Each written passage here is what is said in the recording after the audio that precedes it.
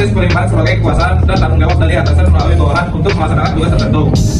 Melalui pendelegasian bahwa diberi hak untuk mengambil keputusan dan melaksanakan pekerjaan sesuai batas wewenang yang telah diberikan.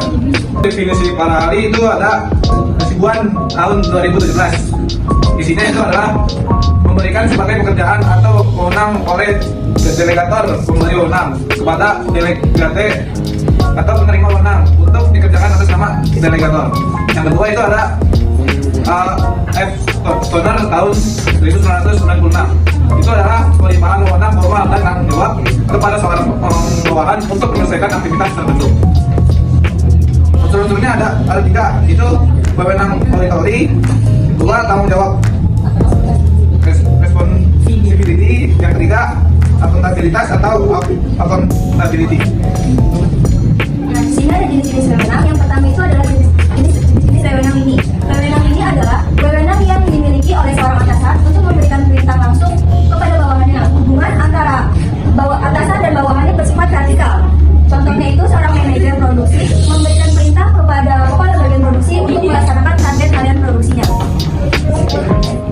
Yang kedua itu ada wewenang staff. Nah, staff adalah wewenang yang dimiliki oleh pejabat atau bagian yang bertugas memberikan saran, pendapat atau dukungan teknis kepada pejabat ini. Contohnya itu bagian sumber daya manusia memberikan rekomendasi kepada manajer ini tentang cara meningkatkan kinerja karyawan.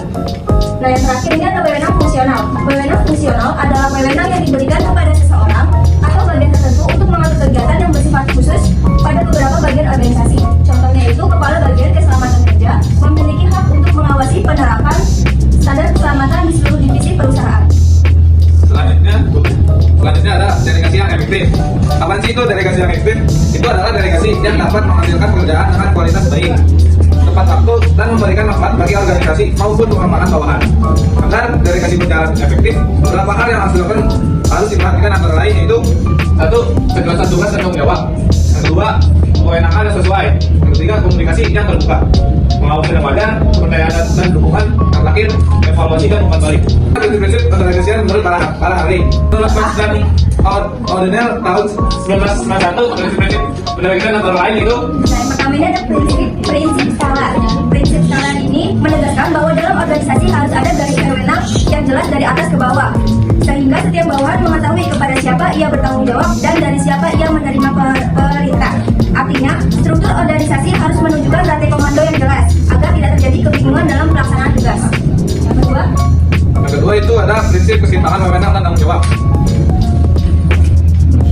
Dalam pendelegasian, wewenang yang diberikan harus seimbang dengan tanggung jawab yang dibebankan.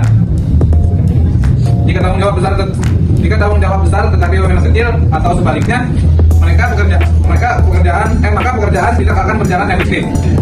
Wewenang tanpa tanggung jawab bisa disalahgunakan, sedangkan tanggung jawab tanpa wewenang akan membuat bawahan sulit bekerja. Yang ketiga, prinsip kesatuan pemerintah. Setiap bawahan hanya boleh menerima perintah dari satu atasan langsung. Contohnya, tujuan untuk menghindari kebingungan, konflik, dan tumpang tindih instruksi dalam pelaksanaan tugas. Yang keempat ini ada prinsip akuntabilitas. Prinsip ini berarti setiap orang menerima delegasi wewenang tetapi harus bertanggung jawab atas hasil pelaksanaan tugasnya. Meskipun tugas didelegasikan, tanggung jawab akhir tetap berada pada pemberi wewenang atau itu atasan. Yang kelima ada prinsip kejelasan. Segala bentuk pendelegasian wewenang harus dilakukan dengan jelas dan tegas, baik mengenai tugas, wewenang maupun batas tanggung jawabnya. Kejelasan ini mencegah kesalahpahaman dan memudahkan pengawasan. Dan yang terakhir ada prinsip hasil yang diharapkan. Itu visinya adalah pendelegasian wewenang harus berorientasi pada pencapaian tujuan atau hasil tertentu.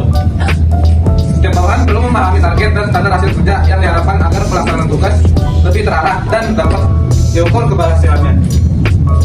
Selanjutnya ada manfaat pendelegasian wewenang. Yang pertama itu adalah meningkatkan efisiensi dan efektivitas organisasi. Yang kedua, mempercepat proses pengambilan keputusan. Yang ketiga, mengembangkan kemampuan manajerial bawahan. Yang keempat, membantu atasan fokus pada hal-hal strategis. Dan yang terakhir, meningkatkan rasa tanggung jawab dan motivasi bawahan. Selanjutnya ada hambatan dalam pendelegasian. Yang pertama itu adalah kurangnya kepercayaan dari atasan pada bawahan. Yang kedua, ketakutan kehilangan kekuasaan atau kontrol. Ketiga, kurangnya kemampuan atau pengalaman bawahan. Yang keempat, tidak jelasnya pembagian tugas dan batas wewenang. Yang terakhir itu ada sistem pengawasan yang lemah. Kesimpulan dari pendelegasian wewenang merupakan hal yang penting dalam manajemen karena mungkin organisasi bekerja lebih efisien dan efektif. Melalui pendelegasian, bawahan dapat belajar, berkembang, dan termotivasi untuk bertanggung jawab. Namun, agar berhasil, pendelegasian harus dilakukan secara jelas, adil, dan berdasarkan prinsip-prinsip manajemen yang baik. Di slide 10 itu ada pengertian-pengertian menurut para ahli. Salah satunya itu menurut Cons dan O'Donnell. Terus kan ada tuh namanya prinsip skalar. Nah itu pengertian sama contoh dari prinsip skalar itu apa? Jadi prinsip skalar adalah prinsip yang menyatakan bahwa harus ada garis atau rantai wewenang yang jelas dari tingkat manajemen tertinggi sampai ke tingkat terendah dalam organisasi.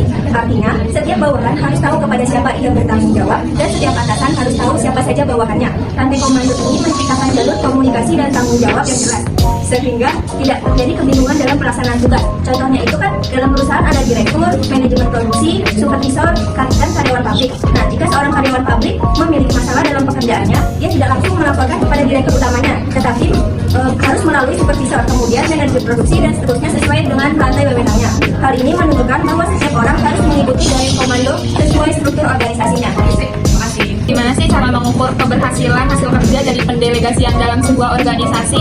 Jawabannya itu ada 4, yaitu 1. Tercapainya tujuan kerja, hasil konkret. 2. Efisiensi dan ketepatan waktu. 3. Perkembangan kompetensi dan tanggung jawab bawahan. Yang terakhir, tingkat kepercayaan dan kekuasaan dalam tim.